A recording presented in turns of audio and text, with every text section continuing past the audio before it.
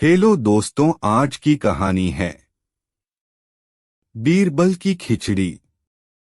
अकबर ने कड़कड़ाती सर्दियों के मौसम में एक दिन यह ऐलान किया कि अगर कोई व्यक्ति पूरी रात भर पानी के अंदर छाती तक डूबकर खड़ा रह पाएगा तो उसे 1000 मोहरों का इनाम दिया जाएगा।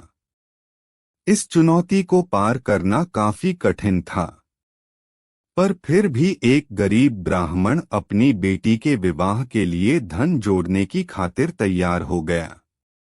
जैसे तैसे करके उसने कांपते ठिठुरते रात निकाल ली और सुबह बादशाह अकबर से अपना अर्जित इनाम मांगा।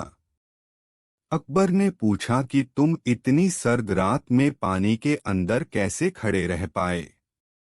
ब्राह्मण ने कहा कि मैं दूर आपके किले के झरोखों पर जल रहे दिए का चिंतन कर करके खड़ा रहा और यह सोचता रहा कि वह दिया मेरे पास ही है। इस तरह रात बीत गई। अकबर ने यह सुनकर तुरंत इनाम देने से माना कर दिया और यह तर्क दिया कि उसी दिए की गर्मी से तुम पानी में रात भर खड़े रह सके, इसलिए तुम इनाम के हकदार नहीं।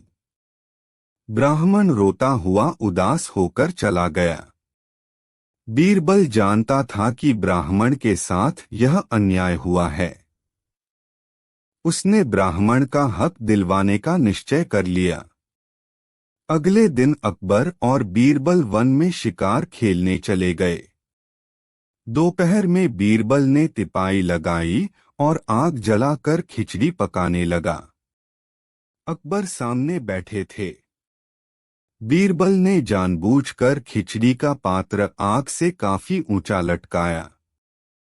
अकबर देखकर बोल पड़े कि अरे मूर्ख, इतनी ऊपर बंधी हांडी को तपन कैसे मिलेगी। हांडी को नीचे बांध वरना खिचड़ी नहीं पकेगी। बीरबल ने कहा पकेगी, पकेगी, खिचड़ी पकेगी, आप धैर्य रखें।